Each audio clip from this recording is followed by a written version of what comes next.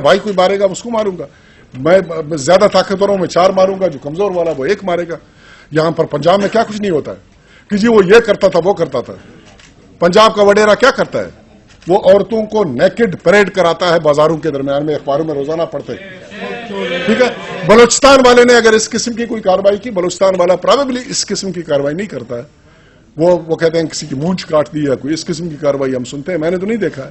وہ آگ کے اوپر چلا ہے، یہ کارروائی ہے، وہ کارروائی ہے، وڈیرے ہیں، سردار ہے، نواب ہے، ان کا ایک کیٹیگری ہے، ایک فیوڈل قسم کا وہ ایک مائنڈ سیٹ ہے۔ ایک اور بات میں آخر میں کرنا چاہوں گا، وہ ترقیاتی کارروائی سے متعلق ہے، اور وہ ترقیاتی کارروائی ہے کہ ابھی 2 کمیشن بیٹھے ہیں۔ ایک کمیشن تھا اپنا مشاہد حسین صاحب کا، اس نے اپنی بنائی ہوئی رپورٹ، جی 4 ارب روپے سوئی کے لیے، 3 ارب روپے کولو کے لیے، اور 4 ارب روپے گوادر کے لیے، 8 ارب کوئٹہ کے لیے۔ باقی ضلع، باقی 26 ضلع اس کے بارے میں 1 روپے کا ذکر نہیں ہے، ان میں نارمل ترقی۔ کیوں؟ کیوں وہاں پر مرکز کا مفاد وابستہ ہے، سوئی میں وہاں پر گیس ہے، لہذا لوگوں کو خاموش کریں گے، اس کی ترقیاتی کام ہوگی۔ کولو میں وہاں پر ہیوج ریزروائرز ہیں تیل اور گیس کے، اس کے لیے وہاں پر پیکیج دی جا رہی ہے۔ گوادر کی امبارڈز آپ کے سامنے ہیں، کوئٹہ یو نو دا امبارڈز۔ کوشچن یہ ہے کہ باقی لوگ، ہم غریبوں کے کوئی خیال ہے، نظر عنایت ہمارے اوپر بھی ہو جائے تو زیادہ بہتر ہے، باقی صوبے کے اوپر بھی۔ تو ابھی آخر میں ریکمنڈیشن میری ایک ہے، اور صرف وہ ایک ہے، وہ یہ ہے کہ بلوچستان کے جوانوں کو، یوتھ کو واپس راستے پہ لانے کے لیے، پاکستان کے راستے پہ لانے کے لیے، پاکستان کے استحکام کے لیے استعمال کرنے کے لیے صرف ایک طریقہ ہے، اور وہ یہ ہے کہ میجر کانسٹیٹیوشنل انیشیٹوز، اور اس انیشیٹوز میں کنٹرول آف دا پروونس اور the resources of the province should be accepted. اس سے شارٹ کوئی چیز نہیں چلے گی۔ آج میں نے یہ بات کی ہے، رب پاک کرے کہ میرے یہ جو خیالات، جو میرے ڈر ہیں، یہ غلط ہوں، اور پکچر اس سے بہت بہتر ہو۔ بہت بہت مہربانی آپ تمام لوگوں کا، بہت شکریہ آپ لوگوں نے میری باتیں سنی۔ بسم اللہ الرحمن الرحیم، نحمد و نصلی علی رسولہ الکریم۔ محترم نعمت اللہ خان صاحب، میرے نہایت قابل احترام بزرگ سردار شہباز مزاری صاحب، جناب عبدالقادر صاحب، میرے تمام بھائیوں اور بہنوں، میں خاص طور پر برادرم نعمت اللہ خان صاحب کی خواہش کو پورا کرنے کے لیے اسلام آباد سے حاضر ہوا، اور مجھے مغرب سے پہلے خطاب کرنا تھا، لیکن خوش قسمتی سے اپنی روایت قائم رکھتے ہوئے پی آئی اے نے فلائٹ ڈیلے کر دی ہے، اور مجھے موقع مل گیا کہ میں جنرل صاحب کی تقریر سن سکوں، اور اب مختصراً کچھ باتیں آپ کے سامنے پیش کروں۔ دیکھیے، آج یہ ملک ایک بہت ہی نازک اور تاریخی موڑ پر کھڑا ہوا ہے، اور ہمیں ذاتی، گروہی، حزبی، صوبائی تعصبات، مفادات سے بلند ہو کر ایک پاکستانی، ایک مسلمان کی حیثیت سے معاملات کا حقیقت پسندی کے ساتھ جائزہ لینا چاہیے اور حل نکالنے کی کوشش کرنی چاہیے۔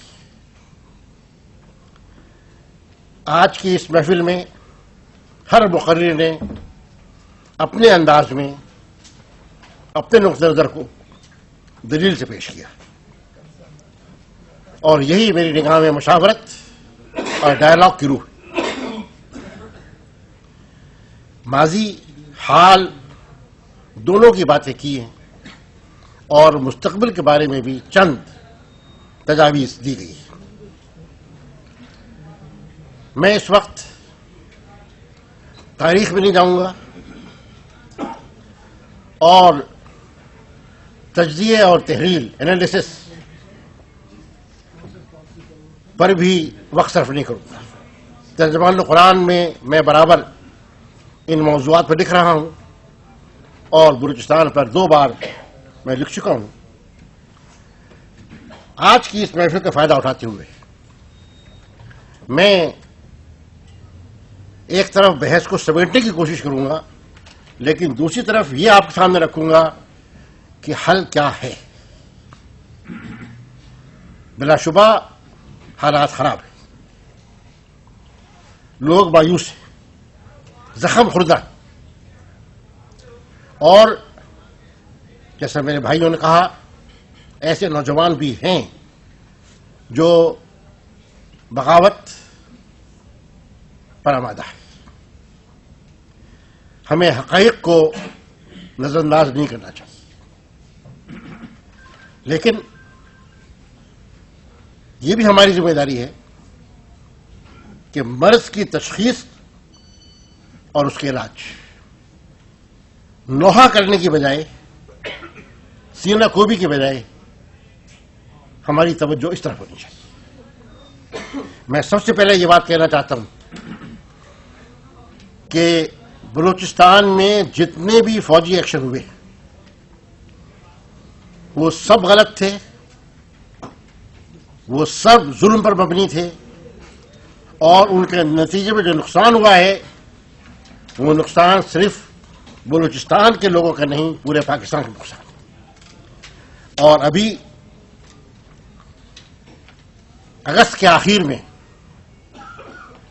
جناب بگٹی صاحب کو جس طرح ٹارگٹ کلنگ اور ان کے ساتھیوں کو ماس کلنگ کے ذریعے ہلاک کیا گیا ہے، یہ اسلام کے اصولوں کے خلاف، انسانیت کے خلاف ایک جرم.